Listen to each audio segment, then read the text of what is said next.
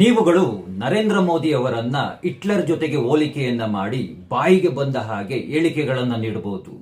ಯಾವುದೇ ರೀತಿಯಾದಂತಹ ತಪ್ಪುಗಳಿಲ್ಲ. ನೀವುಗಳು ನರೇಂದ್ರ ಮೋದಿ ಅವರನ್ನ ಒಬ್ಬ ಸಾವಿನ ವ್ಯಾಪಾರಿ ಅಂತ ಕರಿಬಹುದು. ಆಗಲೂ ಸಹ ಯಾರಿಗೂ ಯಾವುದೇ ರೀತಿಯಾದಂತಹ ತಪ್ಪುಗಳು ಕಾಣಿಸಿಕೊಳ್ಳೋದಿಲ್ಲ. ನೀವುಗಳು ನರೇಂದ್ರ ಮೋದಿ ಅವರನ್ನ, ಈ ನಮ್ಮ ದೇಶದ ಪ್ರಧಾನ ಮಂತ್ರಿಗಳನ್ನ ಚೌಕಿದಾರ್ ಅಂತ ಕರಿಬಹುದು. ಮೋದಿ ಒಬ್ಬ ಚೋರ್ ಅಂತ ಹೇಳಿಕೆಗಳನ್ನೆಲ್ಲ ನೀಡಬಹುದು. ಚಾಯ್ವಾಲಾ ಅಂತೆಲ್ಲ ಅವಮಾನವನ್ನ ಮಾಡಬಹುದು. ಆಗ ಯಾರಿಗೂ ಎಲ್ಲಿಯೂ ಯಾವುದೇ ರೀತಿಯಾದಂತಹ ತಪ್ಪುಗಳು ಕಾಣಿಸೋದೇ ಇಲ್ಲ. ಈ ನಮ್ಮ ದೇಶದ ಮೊದಲನೆಯ ಪ್ರಜೆಯಾಗಿರುವಂತಹ ನಮ್ಮ ರಾಷ್ಟ್ರಪತಿಗಳನ್ನ ಏಕವಚನದಲ್ಲೇ ಕರೆಯಬಹುದು. ಆಗ ಯಾರಿಗೂ ತಪ್ಪುಗಳು ಕಾಣಿಸೋದಿಲ್ಲ, ಯಾರಿಗೂ ಸಹ ಯಾವುದೇ ರೀತಿಯಾದಂತಹ ತೊಂದರೆಗಳು ಆಗೋದೇ ಇಲ್ಲ.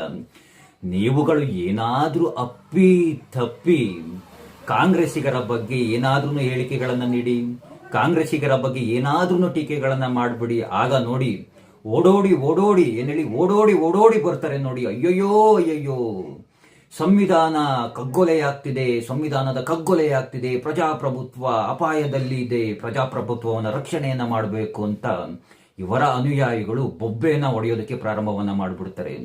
ಎಂತಹ ರಾಜಕಾರಣಿಗಳು, ಎಂತಹ ರಾಜಕಾರಣಿಗಳ ಹಿಂಬಾಲಕರುಗಳು, ಎಲ್ಲ ಒಂದು ಕಡೆ ಅಸಹ್ಯ ಅನ್ಸುತ್ತೆ ಕಣ್ರಿ.